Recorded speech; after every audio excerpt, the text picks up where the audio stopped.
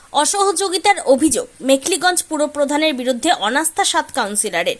পুরপ্রধানের বিরুদ্ধে অনাস্থা আনলেন দলেরই একাধিক কাউন্সিলর।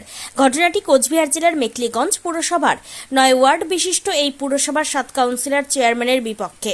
ইতিমধ্যে তারা পুরপ্রধানের প্রতি অনাস্থা লিখিত আকারে পেশ করেছেন মহকুমা শাসক অতনু কুমার মণ্ডলের কাছে। এই অনাস্থার বিষয়ে আইন মেনেই যথাযথ ব্যবস্থা গ্রহণের আশ্বাস দিয়েছেন মহকুমা শাসক। মেখলিগঞ্জ পুরসভার 9টি আসনে তৃণমূলের দখলে।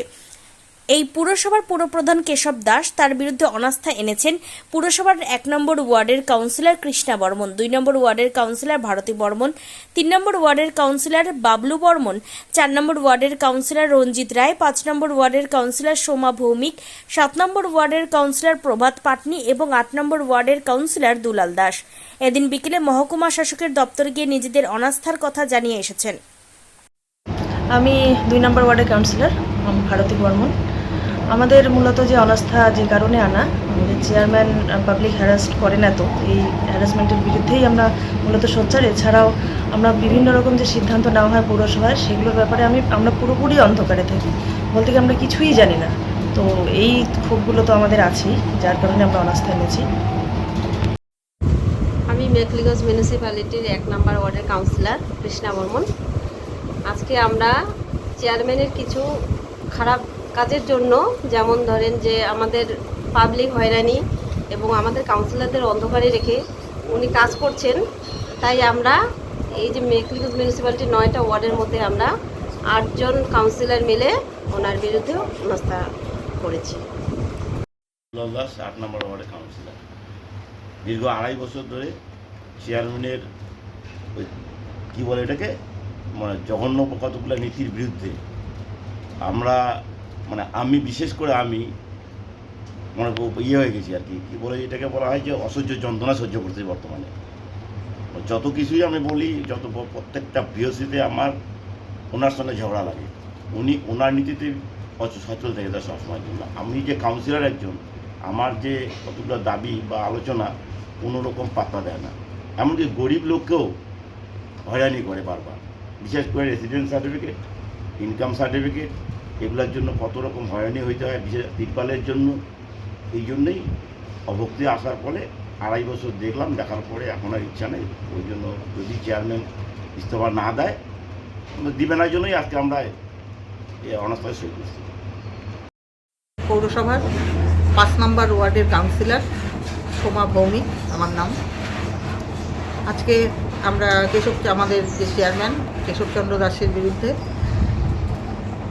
মহকুমা শাসকের দপ্তরে গিয়ে অনাস্থা প্রস্তাব জমা দিয়েছি। তার কারণ হচ্ছে, আমরা আজকে 2 বছর 5 মাস ওনাকে নিয়ে পৌরসভায় একসাথে বোর্ডটা চালাচ্ছিলাম, কিন্তু আমরা নতুন বোর্ড হওয়ার পর থেকেই ওনার একটা আমাদের কাউন্সিলরদের প্রতি একটা অনীহা। যেমন কাউন্সিলর আমরা যেন কেউ না, আমরা ভোটে জিতে জনপ্রতিনিধি হিসেবে উনি যেভাবে আসছেন আমরা মনে হয় সেইভাবে আসেনি।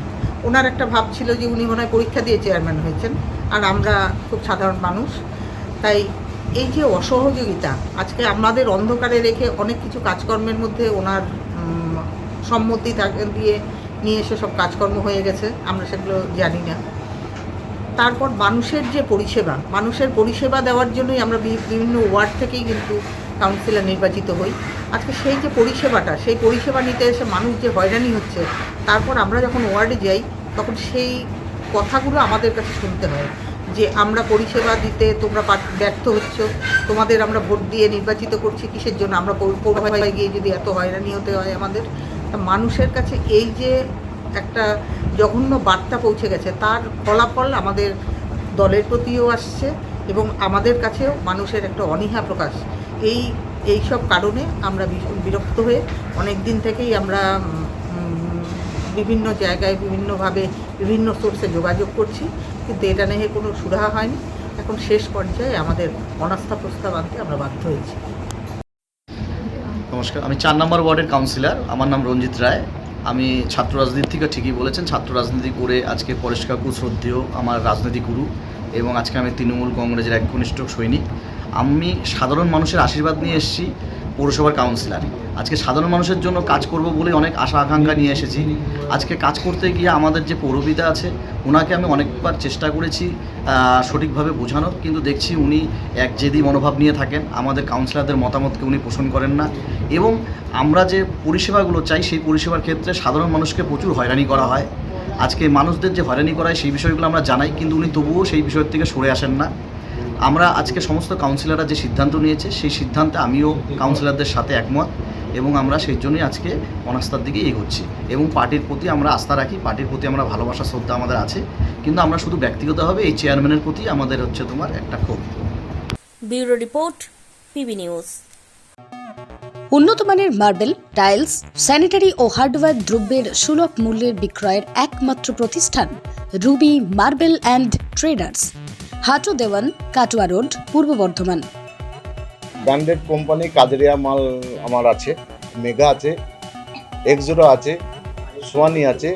আপনার এখানে যে টাইলসগুলো পাওয়া যায় সেগুলো আমরা কোন কোন জায়গায় ব্যবহার করতে পারি? ওটা আপনার বেডরুম, ডাইনিং, রান্নাঘর, কিচেন বিভিন্ন জায়গায় আপনি লাগাতে পারেন। মার্বেল ছাড়া আর কি কি ফ্যাসিলিটি আমরা পেতে পারি? কল, বেসিন, শাওয়ার, পায়খানা, বাথরুমের দরজা, প্যান, সাইফোন, সমস্ত রকম ভ্যারাইটিস মাল আমার কাছে আছে। বর্ধমানে রুবি মার্বেলেই আমরা কেন আসবো?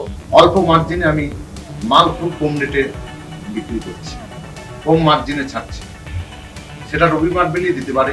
ঘর সাজানোর জন্য কি সুবিধা পেতে পারে রুবি মার্বেলস থেকে? রুবি মার্বেলে ম্যাডাম আপনি পাবেন মার্বেল স্টাইলস, ভিট্রিফাই গ্রানাইট, আপনার সমস্ত সামগ্রী মাল দেবার রুবি মার্বেল আইটেম আছে। রেল ব্রিজ পার হয়ে কাটোয়া রোডে আপনি আসলে বাজেপুর পরেই আমার সাতজোলা, যেটা ওখানে আমার মার্বেল গোডাউন আছে, পাশেই হাঁটু দোয়ান পীরতলা আমার শোরুম ওখানে আছে। আমি অনুরোধ করব একবারে সেই রুবি মার্বেলে আপনারা একবার আসুন, খদ্দের লক্ষ্মী তাই আপনাদেরকে আহ্বান করছি। রুবি মার্বেলস অ্যান্ড ট্রেডার্স, এখানে আপনারা পেয়ে যাবেন আপনাদের বাড়ির যাবতীয় স্যানিটারি প্রোডাক্ট, যে কোনো ধরনের টাইলস, মডিউলার কিচেন সহ আরও সমস্ত রকম সামগ্রী। সেই জন্য আপনার স্বপ্নের বাড়ির ওয়ান স্টপ সলিউশন হোক Ruby Marbles and Traders, Hatu Dewan, Katwa road, Purba Bardhaman.